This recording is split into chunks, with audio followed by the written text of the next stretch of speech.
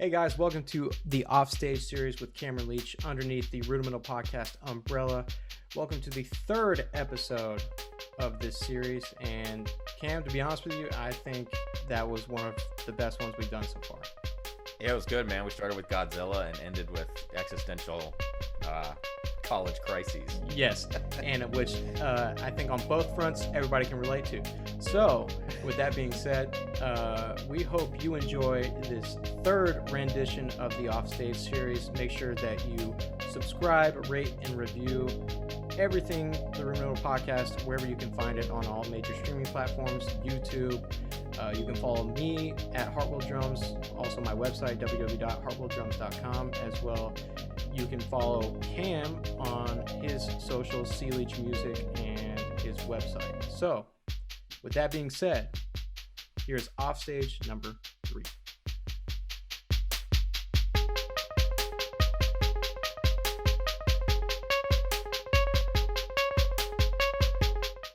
You know, trying to stay busy with all these other projects is fun. It's just like on top of like moving and then, being like super busy with that, it's like, all right, there was like one day I was just like, I don't know what's going on right now. It's the busiest I've been since the pandemic for sure.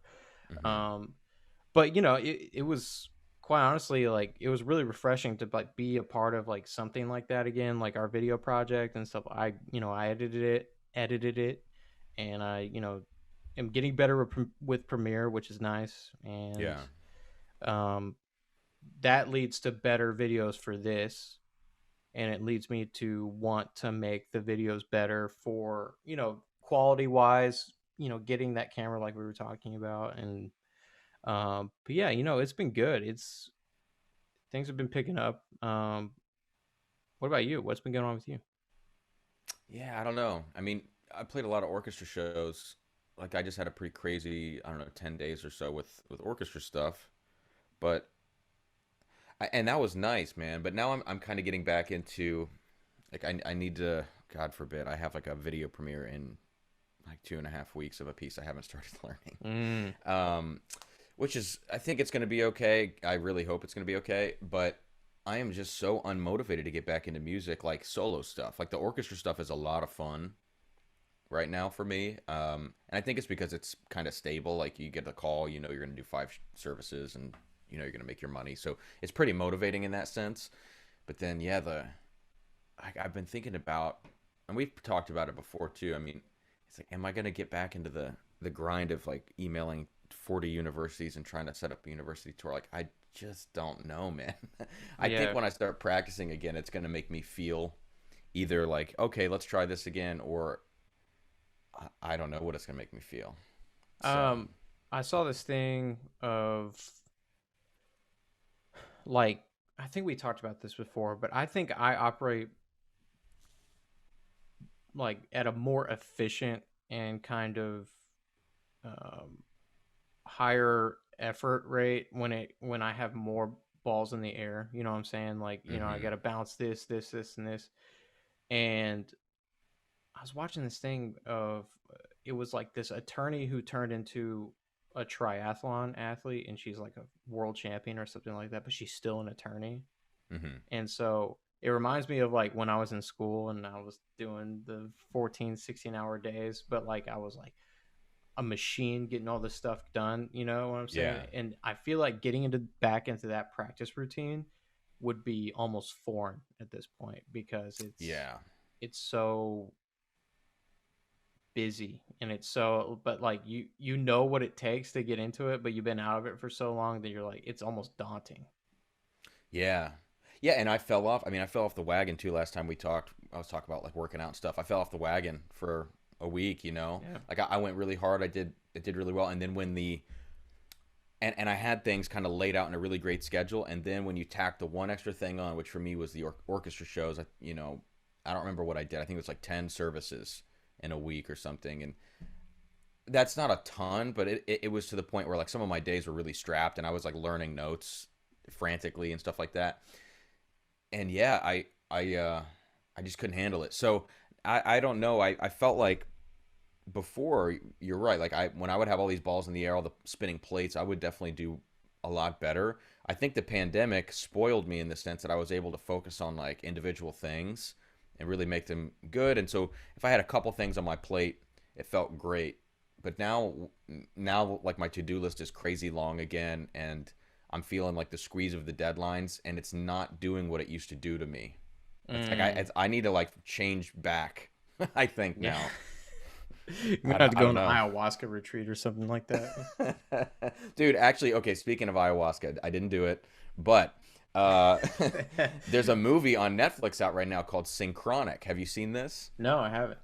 Okay, so I don't want to spoil it or anything. I mean, the premise is like there is this drug called Synchronic that acts, it's basically acts on your pineal gland with DMT, and it transports you, it gives you a high, but for certain people, it will take them to a different physical space entirely. So you will disappear and go somewhere else. It's actually, and so I saw it when Sarah and I were scrolling through Netflix the other night, and I didn't, like some of these Netflix movies are just like terrible. you Yeah, know, they're hard to watch. yeah, So we always give ourselves like 15, 20 minutes and say, if this sucks, like we'll just turn on The Office or something. yeah. But It's a good we fallback. turned, yeah, exactly. Like we turned this on, and I looked at the reviews, and sometimes I try not to do that, but this one had like 70, 75% across the board. And I was like, that's pretty Oh, good, yeah, it's pretty average. So, dude, it was a pretty good movie. Synchronic. Synchronic. You kind of like don't know what's going on in the beginning. It's one of those that kind of, as the movie develops, it tells you enough at a time to keep you kind of interested. I thought the pacing was pretty decent, but okay, I gotta ask you, did you see the new Mortal Kombat? Okay, so Tori's stepdad, my girlfriend's stepdad was watching it. I walked in the room and I was like, Uh-huh. "This looks dope," because the I've heard the previous one isn't, but I did watch Godzilla versus Kong, so I haven't seen that. that's about as wild as I've gotten recently. Okay, so we went to the. I haven't been to a movie theater. I mean, even before COVID, I wasn't going to the theater. Me either. Maybe Yeah, once every 6 months or something. I think I saw the last Star Wars like 3 months Yeah. after it came out or something like that. So I feel like the only time we go are like for those big movies that you almost know they're gonna be good, or if they're not good, they're so nostalgic that you want to see them in the theater. yeah, I mean, have you seen? I don't know if you've kept up, but like film lovers, when film lovers are in that thing, like they're at the theater probably Hmm. they'll go see the same movie 4 times. They'll see, like multiple movies in a weekend. Yeah. I, for one, I've never been like that. I'd rather just wait for it to come out for on a streaming service, which we're getting that directly now. So who knows what theater is going to look like after this? But yeah, anyway. Well, no, you're right, but so when I was like considering, okay, you see the Mortal Kombat previews, they have the first 7 minutes of the movie online. Like you can just watch the first 7 minutes as a preview. And I was like, oh man, this looks so sick. And I've seen the old 1995 version a long time ago. And I played Hmm. the original Mortal Kombat on my Sega Genesis when I was growing up. What a And machine! I know, man. And so I don't know. I had this like connection to it, and I was like, I want to go see this in theater. So I started looking at it, and I had never been to like a Dolby Cinema, and I didn't really know what that meant. I just figured it had to do with obviously like sound quality. And Right. then IMAX, I had seen like something in 3D IMAX when I was like 7. Hmm. And so we went to the Dolby Cinema, which I guess there's not that many of them in the US. And there's one kind of close by here. And so we went over there, and dude, I'm telling you, like they put these rumble things under your seat, and like like the 50 sound bars all around you. I could not believe it was so I would loud. just, I'm imagining you just sitting there, just being like, this Like might be.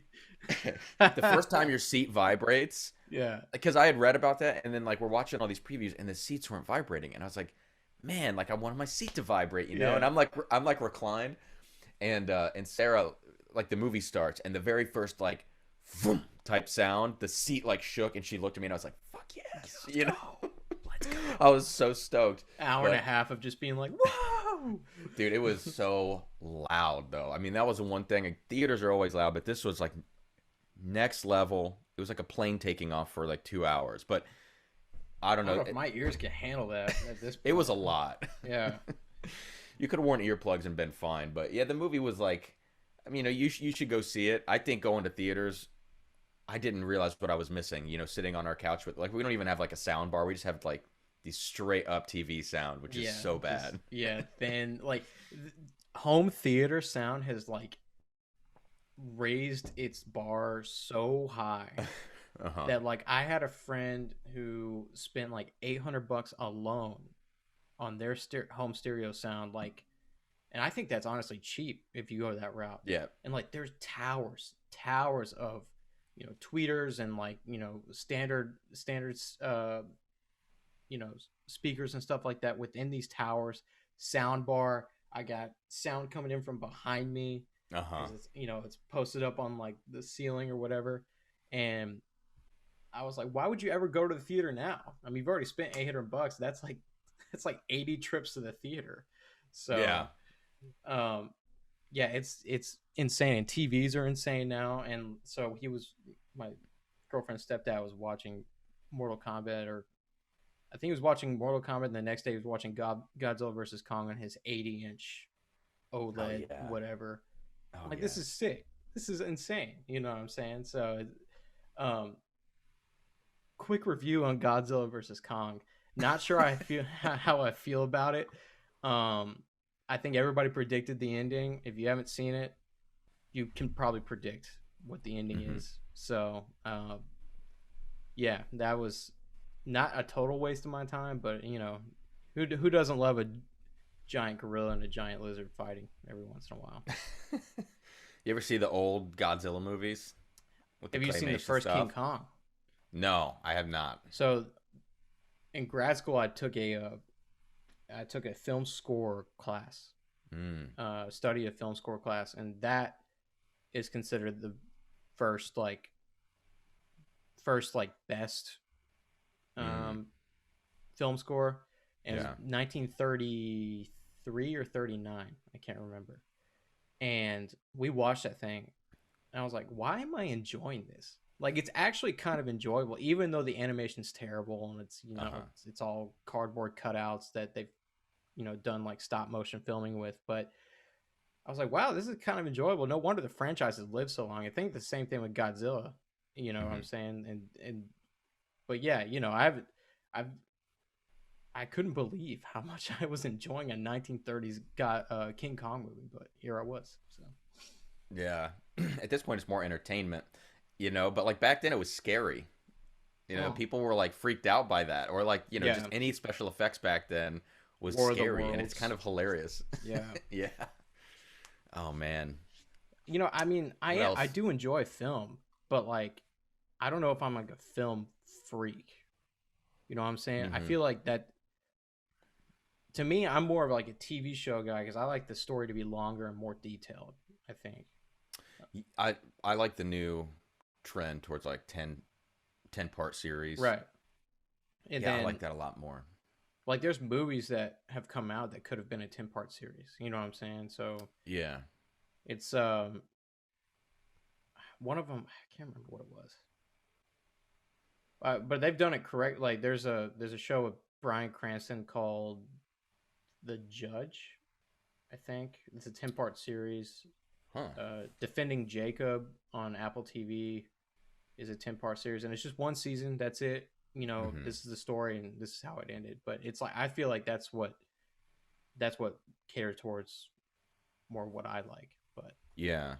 Well, it's kind of interesting too because you would think our attention spans would be shorter right, that's what I nowadays. was saying. Yeah, and everybody would probably be like, "No, movies need to be 45 minutes long." That's what my YouTube videos are. It's like Right. so. But And maybe YouTube, maybe that kind of short attention span stuff that we do on social media makes us long for, more investment in something else. And yeah, honestly, it could be monetary. Like, you don't want to go to the movie, spending a lot of money to go to the movie a bunch of different times or whatever. And no one's going to sit in a theater for 10 hours. You want to be able to get up and pee in your own bathroom. But right, yeah. yeah, I don't know. That's interesting. But yeah, I definitely like those a lot more. Trying to think of some other, well, like Peaky Blinders for me is like some of the best TV that's Oh out my there, man. god, yes. And I haven't we've probably watched. talked about that before, but Yeah, maybe, but like there's just some shows that I get hooked on, and there's not a lot of them to be honest with you. But one of them recently is For All Mankind. It's on Apple Okay. TV, and it's with Joel Kinnaman and uh, the girl from One Tree Hill. Um, I forget her name, but it's really good. It's about if because I'm into space stuff. I'm from Houston, NASA, all that kind Hmm. of stuff. It's about if Russia, the Soviet Union, got to the moon first in the '60s, and then us coming in second, Hmm. and we are then in a space race to then build a moon base on the moon. So, like, basically, Huh. what should have happened, not necessarily the Soviets being first or whatever, but basically the further advancement of like our presence on the moon. This is what that show's about if it happened this way. Yeah. Super interesting. Like, there's Hmm. some events that didn't happen, like Watergate never happened in this show. So like Nixon is Wow. president through the first beginning of it, and then um, there's like a bunch of some of the Apollo missions were successful. Like there wasn't that Challenger mission that was that exploded in the 80s or Yeah. whatever. Like that never happened. So it's like a super alternate universe. It's very interesting. I usually like more factual based shows, but this is it's pretty good. So Yeah. I've been longing for like a fantasy movie that's really good or show. You know, like the Synchronic movie kind of did it for me in terms of movies for right now. It wasn't great, but it was good enough. But we watched something the other day called, I think called Time Trap, and like, kind of poorly done, kind of weirdly paced. But the idea of it was that there's like a cave that is essentially like the fountain of youth, and time moves differently in this cave. So as you go into deeper and deeper levels, like you'll go into one level and you'll turn around and look, and you just see light, dark, light, dark, light, dark, and those are the days going by just like whoa. rapidly. Oh, And as you go into deeper layers, so like if you go in and you stay for a couple of hours, you're hundreds of years in the future. Or if you come out, you're hundreds of years in the future. that's like that scene in Interstellar where Yes. he's like 1 hour on this planet is 7 years. Yes. Was it 7 years in? I can't remember. I can't remember either.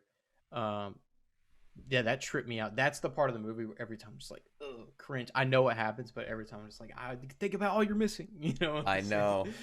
saying? So it's like that, but like that, the premise of that movie was, it sounds kind of dumb, like a cave where time moves differently, but it actually was done decently in terms of the premise, but the actual pacing was a little bit weird and the Yeah, acting was kind of not so great. But for me, I was like, that's a great, like if you could spin that out into, and again, it needed like a series because the very end of the movie, you're like, oh, come on, like you're going to end it there. yeah. You could keep going for episodes and episodes now because you've set this up so well. But yeah, I don't know. I've been wanting to get like a new fantasy show because for me, Peaky Blinders was kind of like that realistic fiction type thing, Yeah. so, or not, I wouldn't call it historical They fiction, but it was they so call it like a realistic that, timepiece, right? Or something yeah. like that. Yeah. So like that does it for me there, and Well, how well a TV show is shot is big for me. How it hmm looks. It draws me in, to be honest with you. The aesthetic of it, like The Crown. I would never have thought I would like The Crown as I much never as I do. watched it yet. I think Yeah. it's so well. It reminds me of House of Cards, where Hmm. it's House of Cards was very clean looking, very pristine. Uh, the sets were very. I don't know the way it was shot. I think David. Is it Finch or Flinch that was the producer of that? He does great work. He does some other stuff, but The Crown I did not expect to like, and for whatever Hmm. reason, I watched all 4 seasons so far, Dang. and but it's not like that for every show, dude. I mean, that's kind of why I like For All Mankind as well, is because it's so well shot, Hmm. and Peaky Blinders is like that for me. The Sopranos was like that for me. It's like a really '90s kind of vibe Yeah. to it, early 2000s. So, Game of Thrones, but Yeah. not much else like that. Yeah. Yeah. I'm trying to think of some other stuff, but yeah, even like the Joker, the movie, the way that they kind of, if you see the color schemes on the Joker and all that kind of stuff they used. Yeah, I still haven't seen it. but I saw Oh, the really? I've seen the best like clip people ever like see with Robert De Niro and stuff like that. So Man, that's a great movie. I loved it was darker than I thought it was going to be, yeah, which is why I liked it, you know. Like they took it to an extreme, which was great. yeah. Well, Tori and I watched Seaspiracy, that documentary on. Sarah watched that. Don't know how I feel about it, to be honest with you. I've seen a lot of mixed reviews on it, and it's like causing way more of a debate than I think they expected, or maybe they did. I don't know, but Hmm. it was the whole time. I'm like, okay, yeah, I could see that, and the other half, I'm like, I mean, this could be a little propaganda-ish, I but think a lot of them, yeah. you Yeah. know, because yeah, I maybe Everybody that anybody that makes a documentary like that has an angle, yeah, and you know. what I was seeing on Twitter was like, I'm like, all right, y'all are easily convinced, I think, but Yeah, I think yeah, they a lot of things like that just pander to a certain they pander to the very loud social media crowd. yeah, And then but everybody takes up the cause and it's like, actually, let's take a step back. yeah, the echo chamber of Twitter, like, I know people are gonna agree with me if I type this kind of thing, and they targeted Yeah. that, but Holding up the vaccine cards, man, like that's yeah, one that I can't get into. I, I know. It's like the I voted with sticker. the I mask can't. on, I know, and it's like I hate when people talk about it, and then I'm talking about them talking about it, which is almost just as bad. hmm. You know what I mean? But yeah, I can't. We're gonna offend some people that listen, but to be honest with you, like, Hey, come. I mean, look, I got do you go do that my when you get first your dose. do you go do that when you get your flu shot? I get it. We're ending a global pandemic. I get Yeah, it. But I'm so just dis whatever disenchanted by social media right now. you Just are. like so, I haven't I'm just seen you doing post anything in a while. a long time. Yeah, I mean, I'm gonna get back to it. For me, that's one of those things. Like the first thing they get chopped out of my life is social media. One, because it makes me feel better, and then two is because I have to I have to make time for it during the day, and it's so easy for me to say like I don't have time for that shit today, and so just to kind of get rid of it. But I think once I start practicing more, like for instance on my music side of things, I'm not gonna just post to post. Right. If I'm not playing something, I'm not gonna post about like cut it. Like I cut the grass this morning, and nobody gives a single shit about that. You next lawnmower. I know, like, but so we'll see. I'm sure that's going to come back. Even drums and drams social media, I'm having a really hard time doing besides the YouTube. Because Yeah. Well, think about how I'm many. in a struggle with that right now because I was telling Tori about this. I was like, I think the algorithm hates me right now because I haven't Mhm. been as active on both my personal and TRPs, and I've been posting stuff or whatever, and we're approaching 100 followers on the Instagram, which is good. I would, obviously that number, we would love to see that grow. Um, but it's even on my personal page where I have close to 1,000, I am not getting as near the amount of view counts that I would Mhm. like on my videos. And I really think it's an algorithm thing because I'll post every on my main feed probably like every 3 months. On stories, it's different, but Yeah. on my main feed, it's the last time I posted before that video was February or January when the Grant designed the new logo. And I was Yeah. like, okay, yeah, I deserve this. So Yeah, it's like for me, I've gone through, my biggest social media phase was like obviously during grad school, just out of grad school for right, I don't know how much longer after grad school, maybe 6 to 8 months, and then I kind of started to fall off because I got so busy. And then I would come back every once in a while and like hit it really hard for a few months, but it would take me a few weeks, if not a month, for like the algorithm to like get down with me again. yeah, And you can tell when it starts showing you to more people. And the quality well, when you first come back, if you first come back and post something like super cool, like on stage playing a crazy lick, beautiful video or whatever, you will get a lot on that. But your second post, you're done. done. Like Yep. that's it, and then you have to rebuild. It's so funny, but you know, thinking about algorithms, I feel like I whatever the old Instagram algorithm was and the old Facebook, like I was really good at those.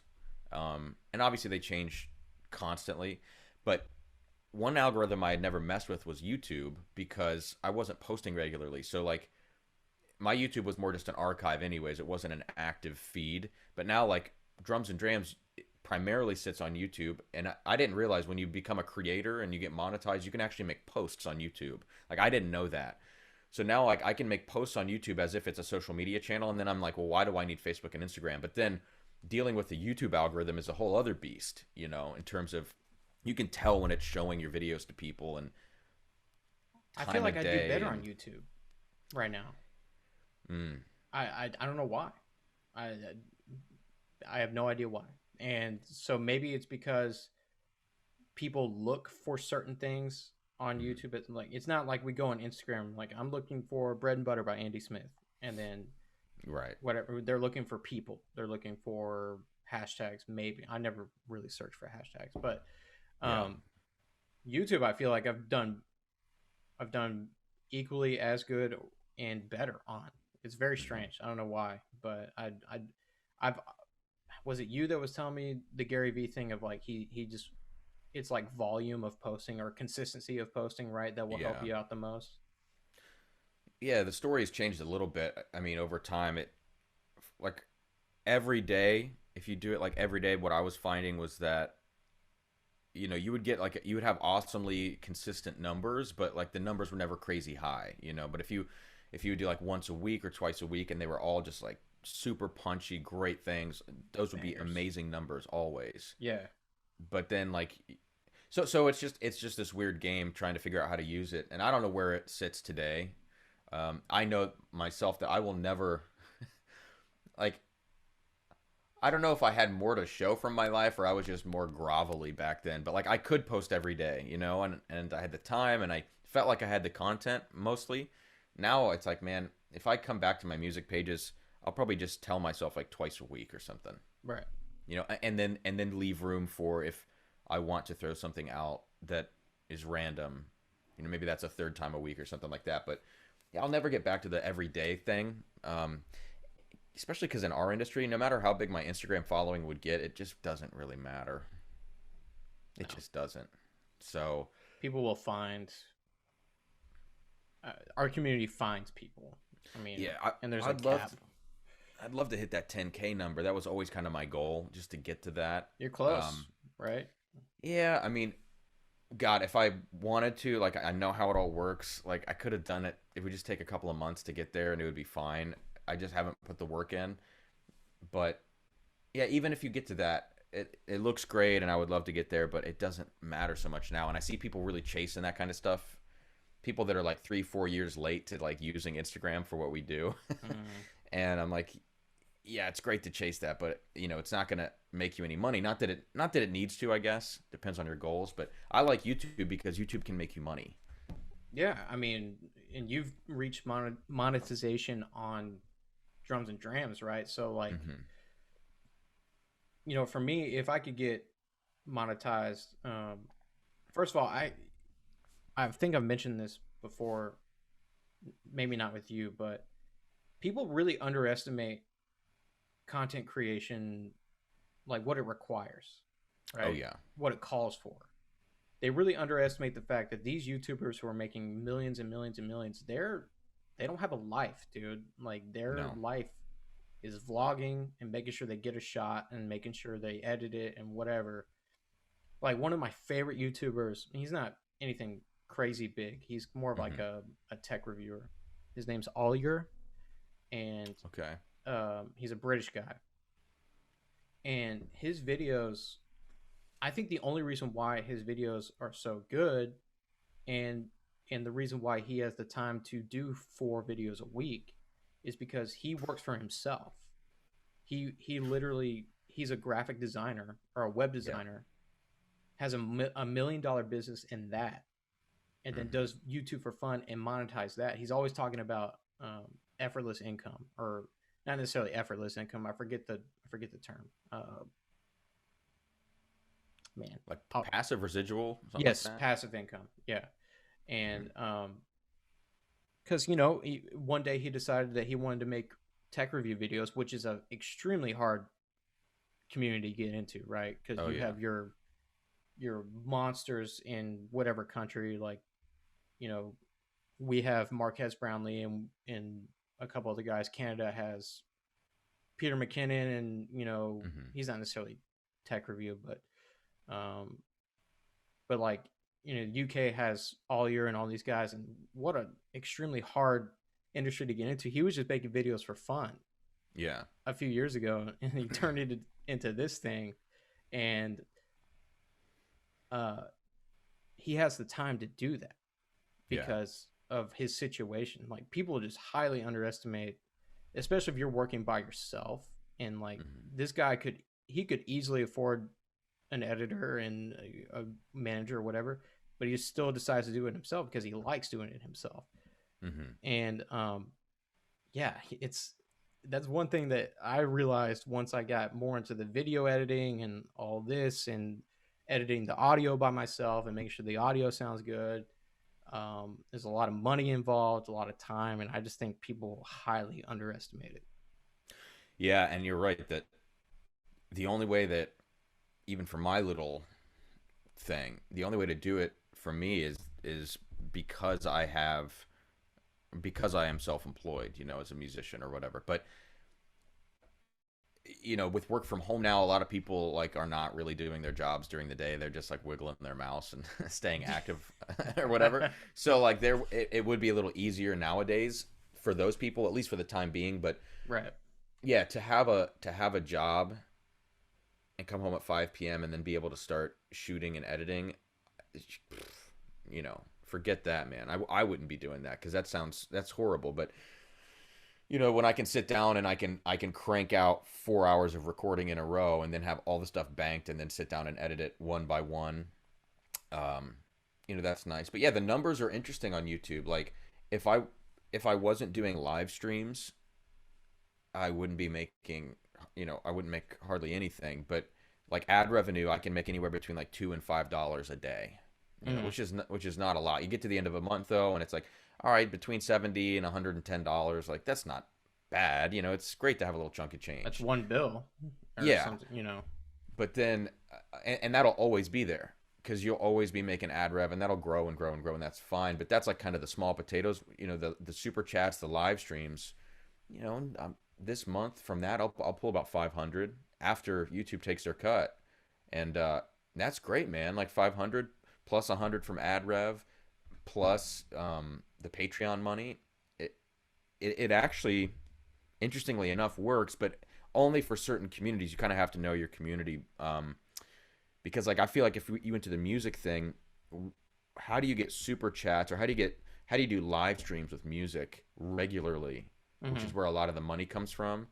Like for bourbon, it's different because you can just drink whiskey online, talk about tasting notes, hang out with people in the chat. With music, it's like you need to be playing, and then how can you play and interact with people, and you know what I'm saying? You know what I've seen these reaction videos start to be a Yeah, thing.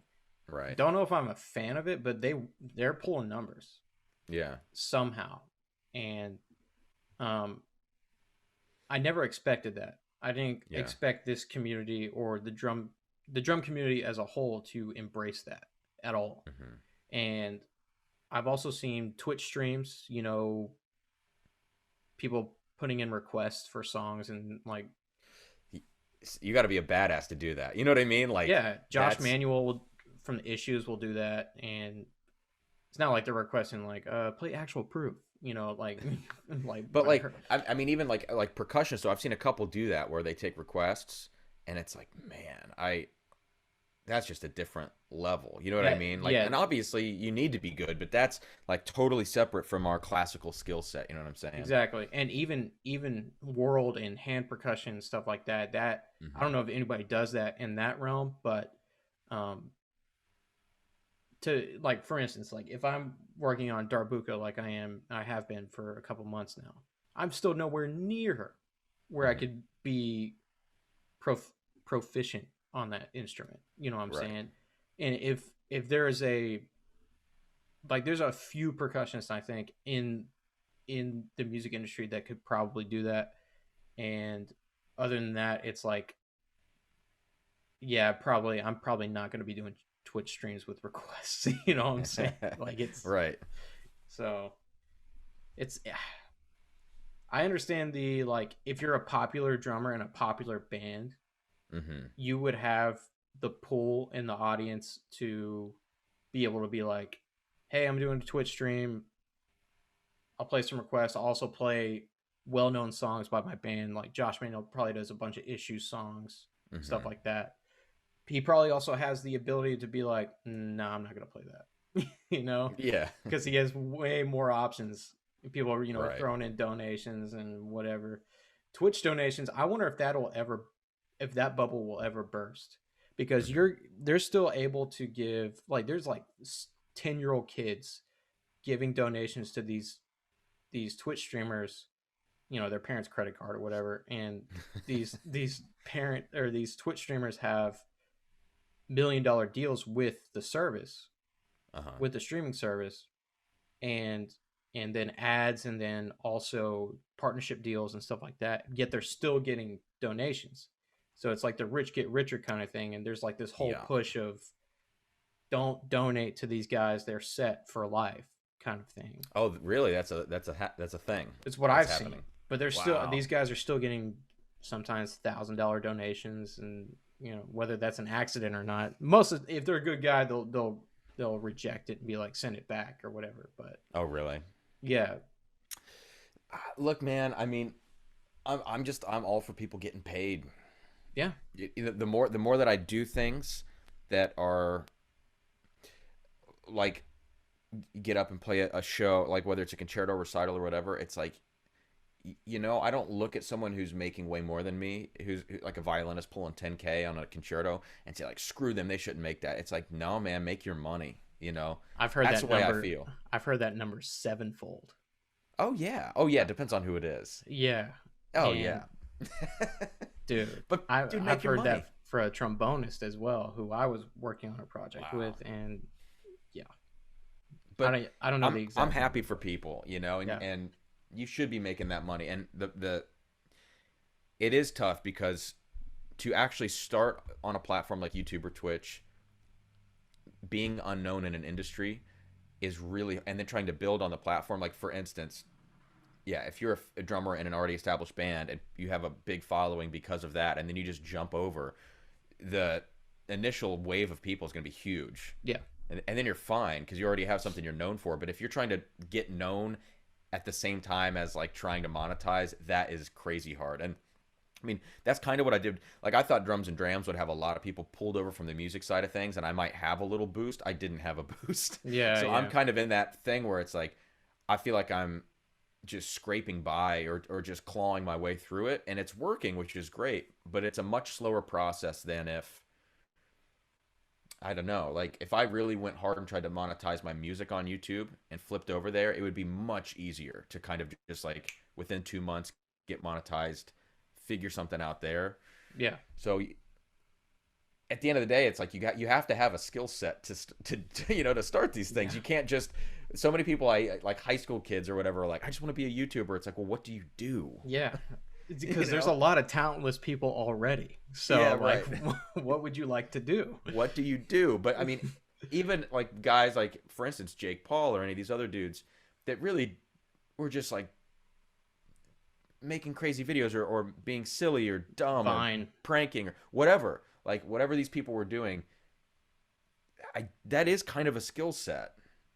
They're You marketing know? geniuses. Yeah, Do right. people But not understand this whole boxing thing is just a marketing? I loved it. Did you It's watch the fight? I did not watch I watched the highlights, which the Yeah, one highlight is him just Askren just getting dude, obliterated. it was just a weird He can fight. actually fight. Yeah, Jake Paul it can was. actually fight. Yeah, and I love it. Again, it's like he is such a douchebag to just so many people, and it's great Yep. because he knows it's a character, and he knows he's just making gobs of money, and he can do whatever. I'm all for that. We He's should got to be want worth people. he's got to Yeah. be worth 100 M's. I mean, it's got to be. Oh yeah. Yeah. But we should want. I mean, we should want that for people. It's like, Yeah. because that dude.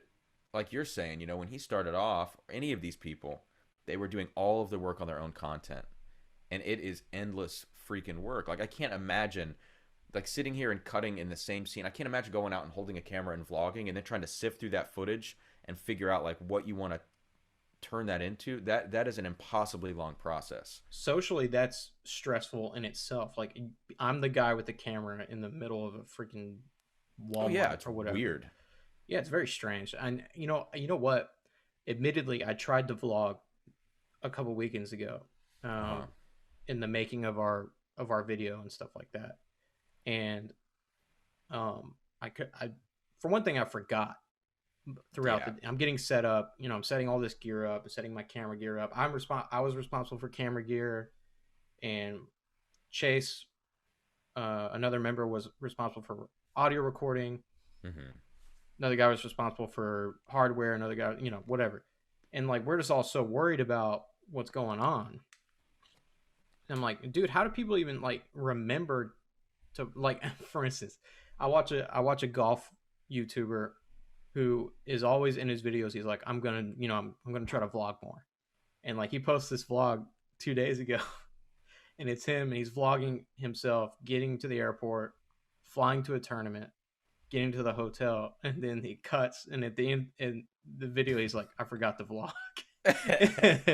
And everybody's like, damn it, we just want to know, like, we want to know what it's like to be a tour golfer or whatever.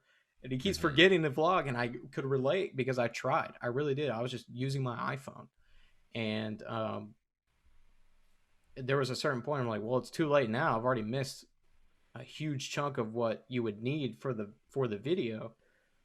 And I guess I'll just try again next for our next project, which we're working on. And I couldn't.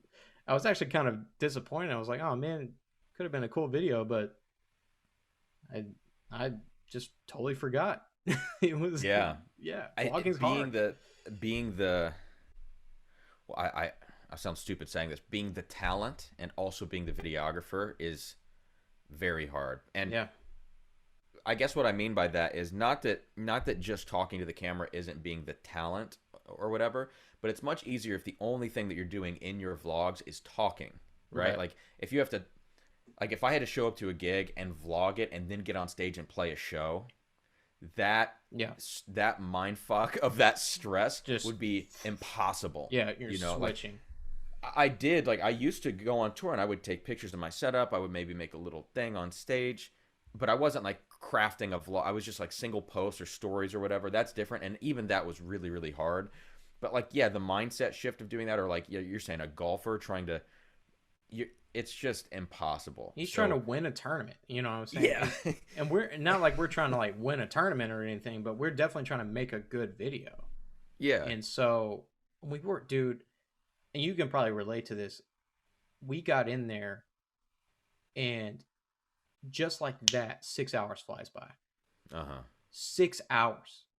And we did all these takes, and we actually ended up having some pretty good full runs. We, you know, did our thing, our magical editing and stuff like that. But mm-hmm. there's so much that I thought I was prepared for, and I wasn't. As far as like my end of the stuff goes, Yeah, and which was a learning experience in itself. But I mean, I could not believe, like, it was like a vortex of time where we started, did all the stuff and looked down at the clock 6 hours after we had got there, and I was like, holy crap, dude, like what yeah, happened? It was insane. yeah. Classical sessions, well, you know, classical quote whatever recording sessions are really hard. I Mm. I absolutely despise doing them. You know.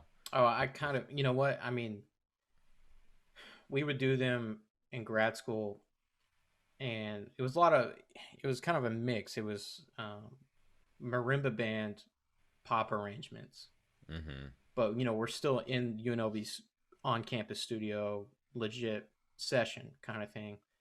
And classical sessions require a little bit more detail in the recording side of things because of the sounds that you need, the kind of setting that you would need. We were messing around with mic placement and stereo angles and stuff like that, and is Hmm. definitely something that we're going to be more prepared for the next project that we have lined up. But um, and I have a lot that I could have done better that I just wasn't aware of as far as like video setup goes.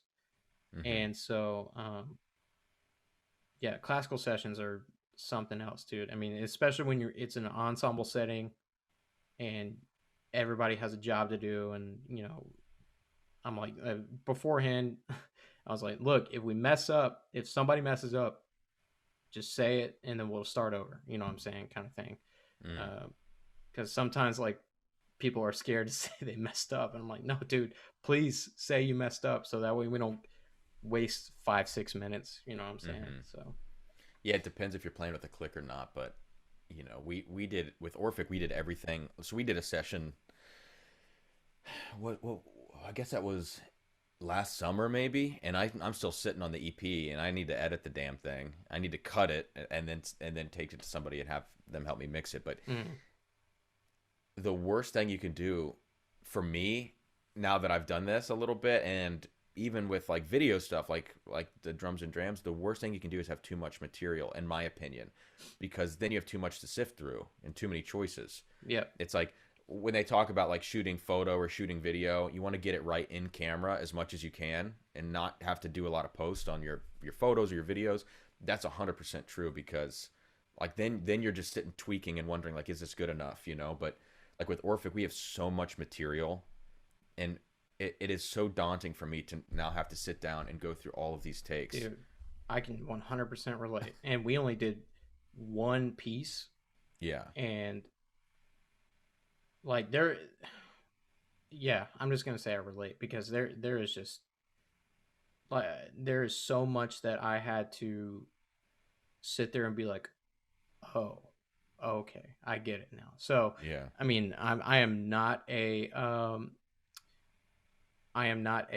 video and audio video like expert by any Hmm. stretch of the term, but I am definitely like beginner level, and I could definitely learn a lot. That's what I'll say after this Yeah. last video project. And look, that may come through in the project.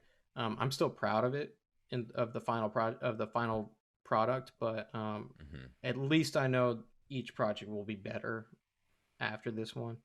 Yeah. Um, and I will definitely understand that uh, setup is everything. Let's just put it that Yeah. way. So Yeah, we actually programmed our clicks like this is what was like we had thought about some things like, are we going to use click, are we not going to, we didn't make a decision until the last minute, and so like we would say, okay, Monday we're going to record these two pieces, or we're going to try to, we might get only a piece and a half into that. So the night before we would sit down, and I would have my Logic file open, and I'd be programming, because we'd be like, okay, we want to achel here just a little bit, so we'd be programming the clicks and singing the piece and trying to figure out how much we're going to achel and decel, because we wanted everything to be recorded to a click, yeah, for the first for the first project, so that when we cut and edit it, it's super easy. yeah, And then maybe down the road, when we have like when we're in a session, because like I was the engineer and I was playing the session, so that was not great. yeah, you yep. know and so like we would play, and then I'd run over and put the cans on and like listen to the take, and then we'd fix mic positioning and all that kind of stuff. But yeah, maybe we don't do a click next time, but we needed it for this. And so we would sit down and program these clicks, and then we get in there and be like, man, it doesn't feel fast enough. So then in the session, I'd be reprogramming the click tracks. Like, oh my God, it was I I horrible. I weighed the option of click so much in my head the day before, Yeah. and we ended up not using it. And I think we should have in certain parts at least. And overall, I mean, overall tempo wise, we were pretty okay. Hmm. Um, and I don't. There's also that debate of like, is using a click blasphemy? And it's like, no. Oh, And that's the kind of the problem with classical percussion is that we yeah. think that we're some elite kind of machine, and Yeah. I I think next time we will. I think Yeah.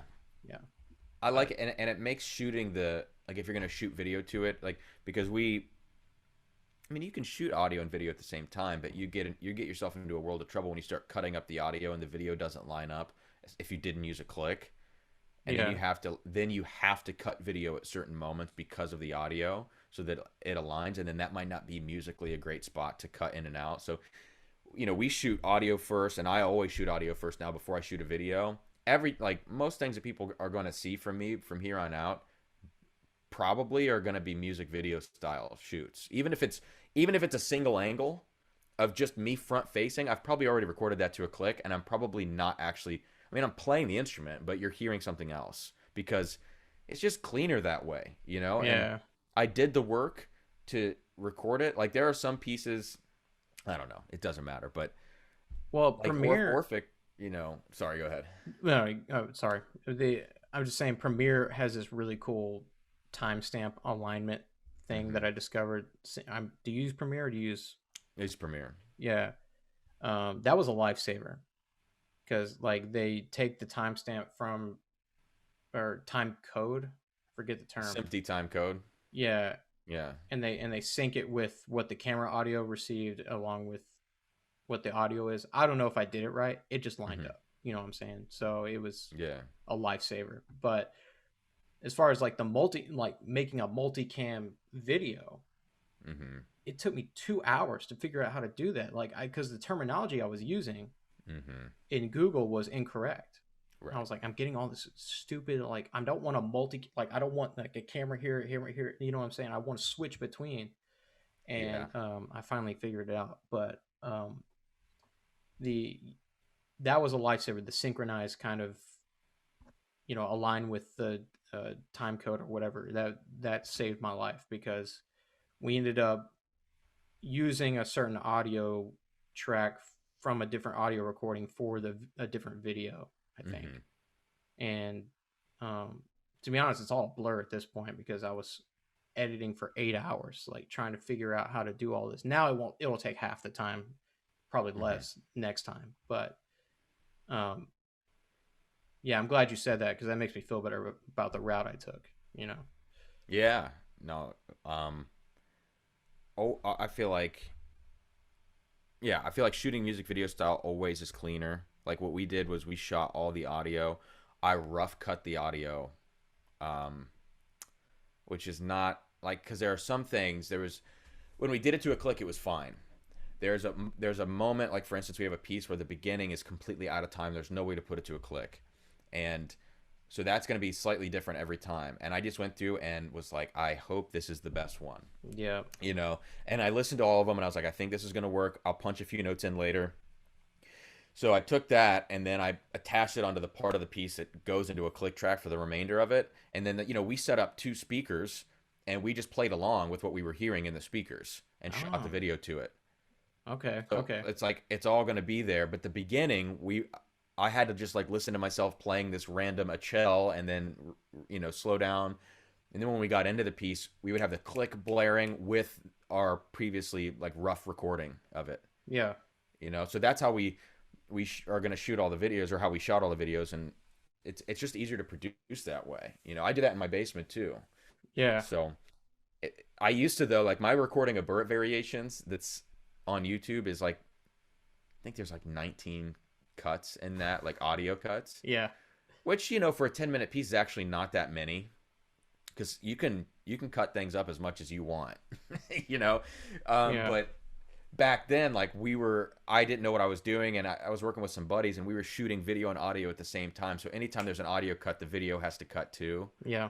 Putting that shit together is impossible. Yeah. I got to figure out a workflow. I got to figure out Yeah. I got to figure out a workflow that works, and I got to figure out a system like you described, like this, either Hmm. like the speaker thing or the whatever, something. I definitely think a click is in the works for the next one, just because Hmm. it's first of all it's way harder than the last piece. The last piece, while it wasn't hard, we wanted to provide an example of the piece to be like the standard that Right. people would reference. You know what I'm saying? And then for this next one, not a lot of people have recorded it, and Hmm. that's why we want to do it. And so we're trying. I gotta like I said, I got to figure out a system that works like you figured out, and I think that Hmm. only comes with trial and error.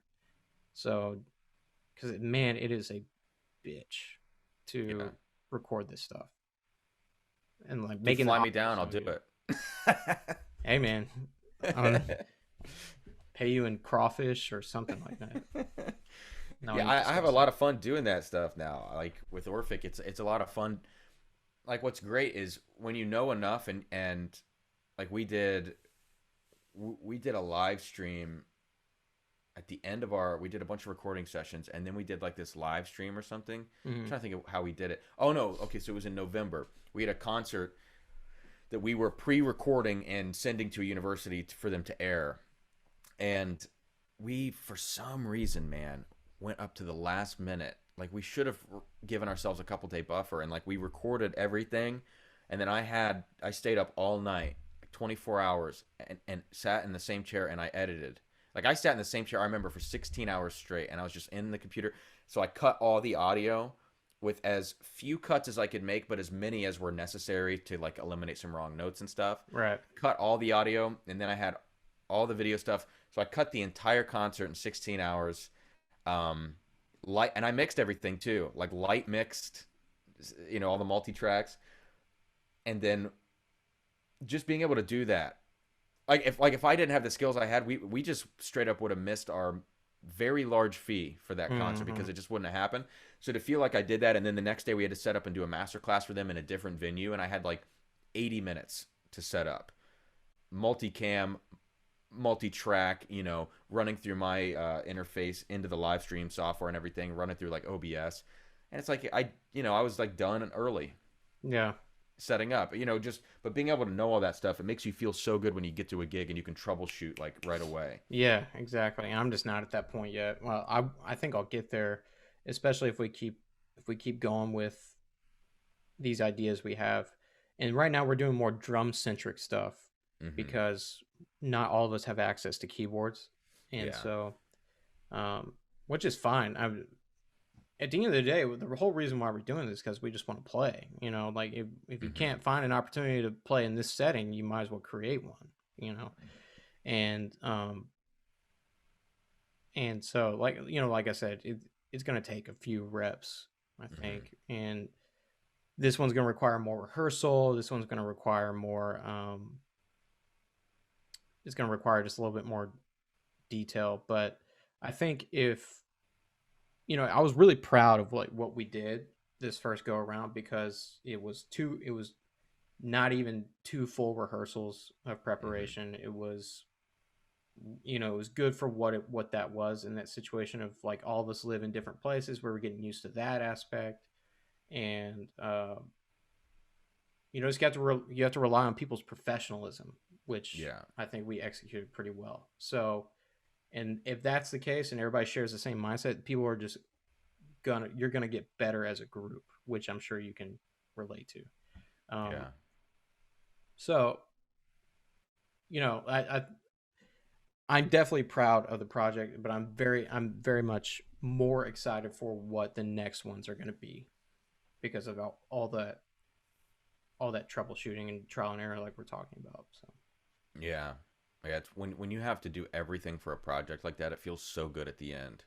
yeah, dude. It really does. So rewarding, and that's kind of how the Orphic thing has been for us too. When we get together, and sometimes we'll do one rehearsal and then go play a concert and go do a run of shows, or like we've had everything from that to then having like a couple of days of preparation. Like we've kind of run the gamut on it. Yeah, premiering pieces after rehearsing them like one and a half times. Like we were like, we get 40 minutes on this piece and then we got to go premiere it, and it just is what it is. And, Oh, and like, yeah, the professionalism in that situation, eh, eh, just kind of damn. knowing that, yeah, knowing that we can handle that, almost like you're riding on the edge, you're on that fine line. It's kind of fun that way. Yeah, But we get to the point now where we're like, guys, we can't keep doing this. Like it's unsustainable to feel like this before every show. I'd rather feel way more comfortable in the performance than that. I Yeah. mean, obviously you got to take what you can get, right? But Right. Man, I that gave me chills just thinking about that. Like that's It's I've had like nightmares about that kind of situation. we had to like we went up and played. We were premiering a bunch of new works on like a really legit concert series in downtown San Francisco in this beautiful church, and it was like, oh man, Yeah. like that gig ended up being like rehearsal. Like playing on stage was like a rehearsal because then we went to Germany right after and played, and it was like that's when it kind of peaked out there. But oh man, just those gigs though, it's so fun to look back on them. And they really, I don't know, they kind of sharpen you a little bit. I think so.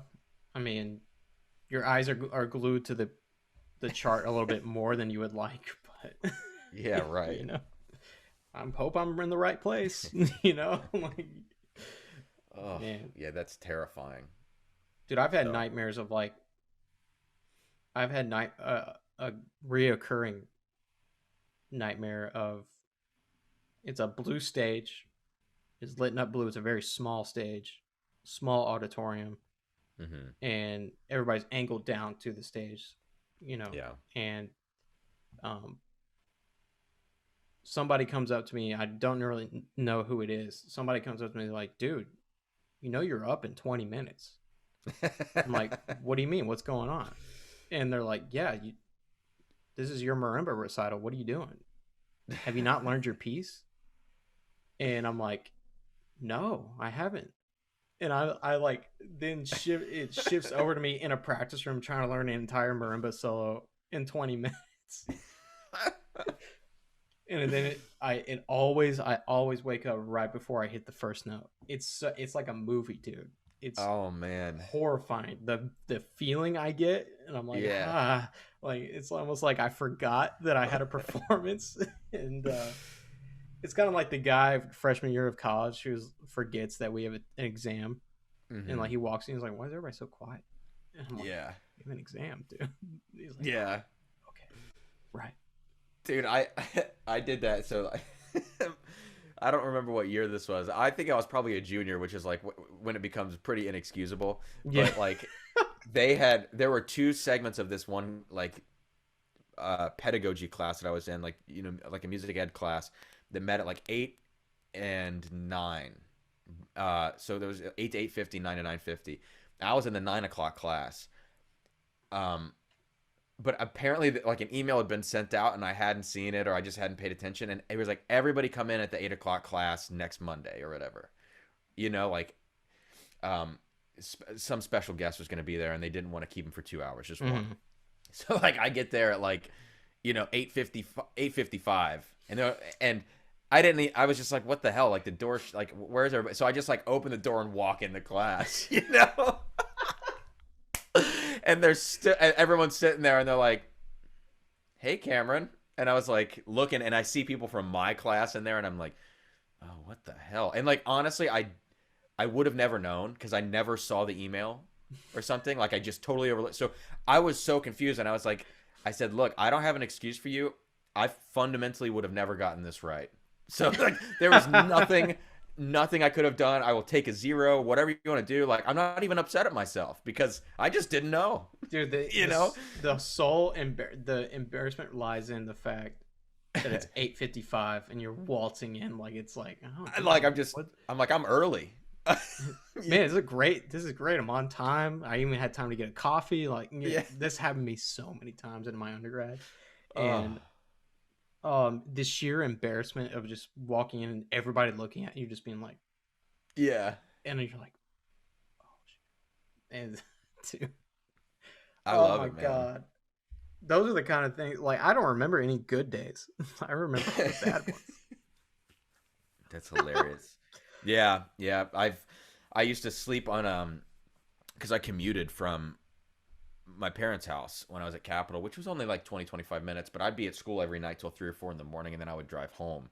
And so like it ended up being that if I was only going to get 3 hours of sleep, that almost hour of driving round trip would cut off like a third or quarter of my sleep depending on the night. And so I would just sleep on my buddy's floor at his place. Like Mm, I had my little roll of like padded foam from drum corps that I took, and I yeah. would just roll it out on his floor, and I'd sleep on his floor.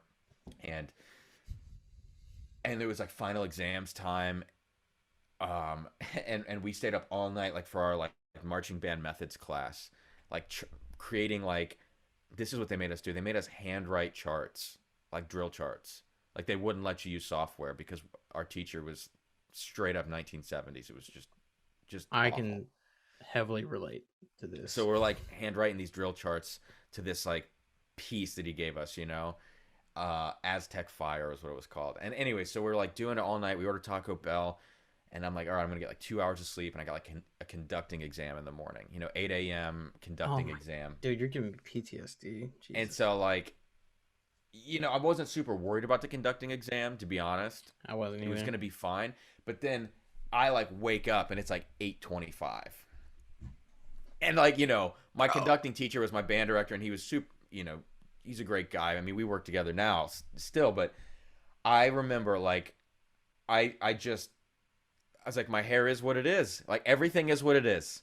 I just fucking ran. I Yeah. sprinted. And it was probably like a, 10-minute walk. I am sprinting. I run in. I kind of like sneak. I had like access to the closet, which had like a two-way, like two doors. So I sneak into the closet and then I sneak into the room. And he's like, hey, Cameron. And I was next up. And he's like, you're not late to your exam. He was going alphabetical. I'm L, He's like, Yeah. you're not late to your exam. He's like, so get up there. It's no big deal. And I was like, oh my god. So like, I'm dripping like Yeah. sweat, And I get up there and I do my little conducting exam. Like I'll never forget moments like that. Dude, I almost like after those you almost feel better about those situations because at that point it's just it is what it is. You know what I'm Yeah. saying? And you're like, at least it's over. I mean, I didn't expect it to go that way, but it's over Well, kind you of didn't thing. like stress leading into it. You just Yeah. like you did it and then it was done and you're like, okay, I don't Dude, care. I got the flu during my piano proficiency uh time frame. Uh-huh. And I'm just I dude, I'm hallucinating. Like Yeah. I'm that sick.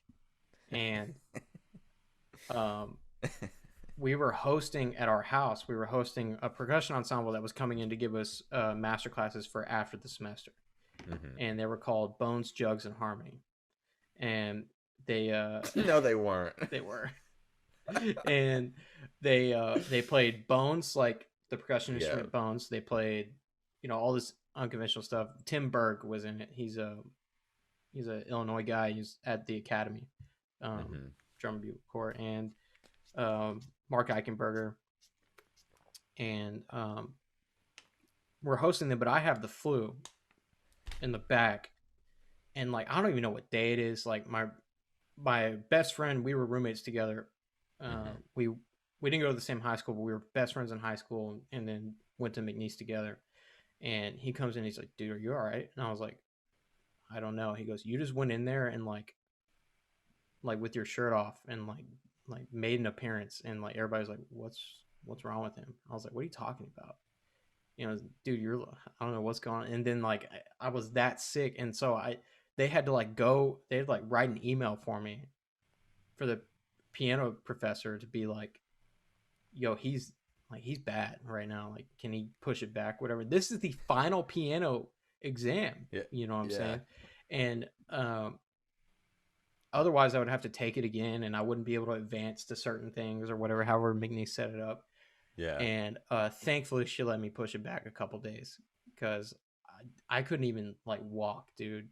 I Yeah. had dreams that like I was like in a spider web, like I had in a forest, like, Just think and about like your college professors and how just lenient they were. You know what I mean? oh my Like god, like when I was teaching college, I had that in the back of my mind like all of the people that were so good to me and I made it through and I feel like I'm a good player and I'm a motivated person, all those things. yeah, I'm like, so it's okay to be lenient, but then you have to kind of judge everybody based on like whether you think they're putting in the amount of time that it takes to then earn your leniency in the situations that they screw up. You know what I mean? yeah. That is No, such a weird place to be. you can be. Uh, my mentor teacher when I was student teaching put it this way.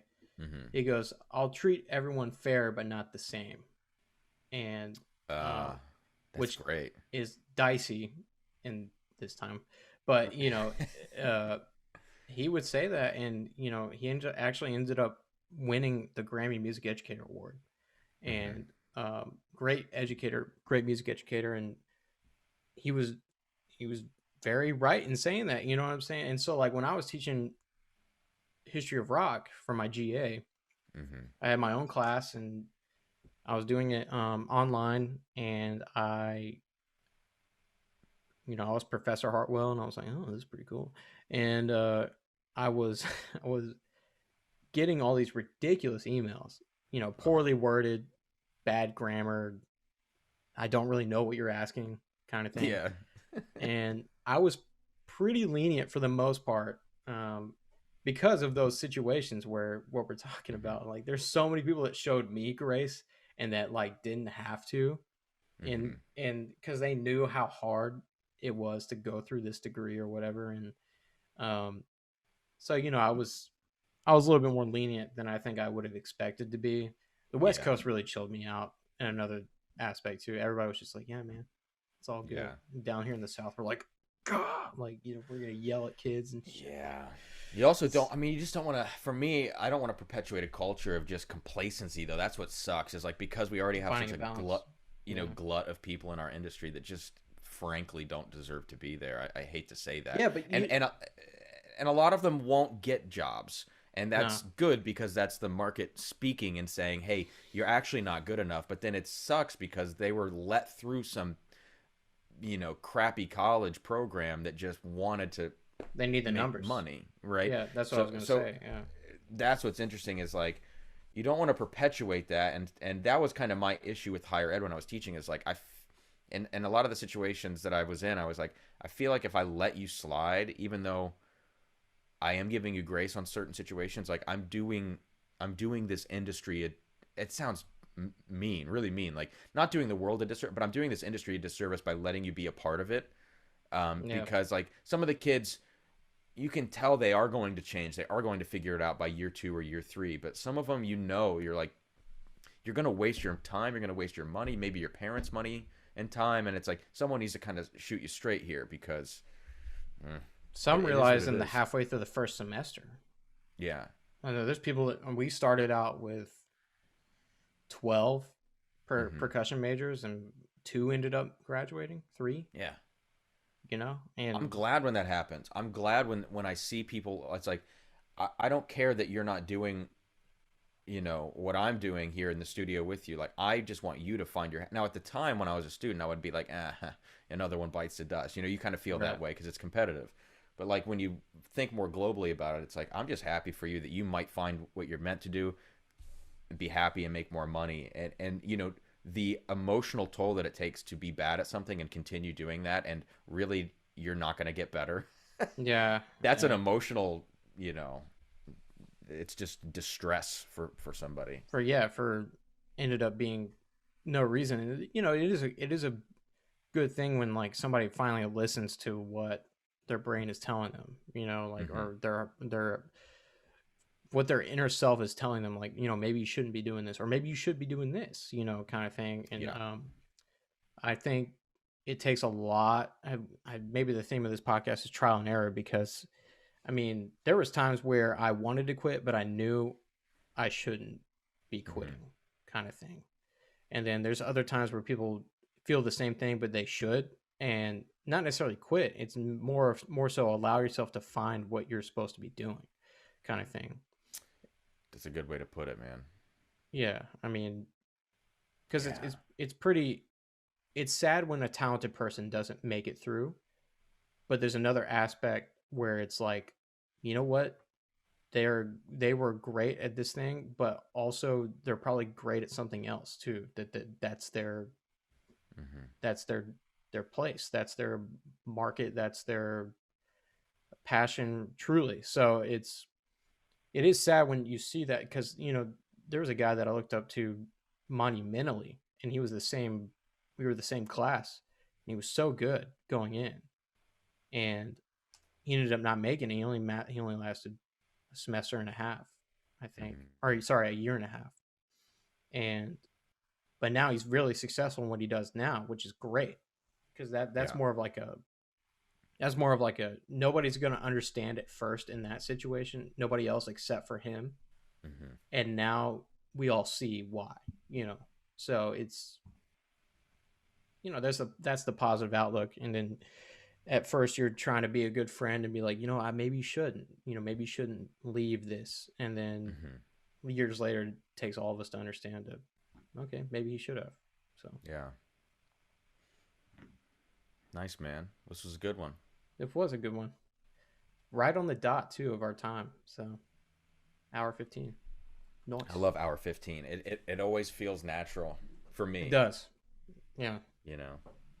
The, So, well, that was Offstage number 3.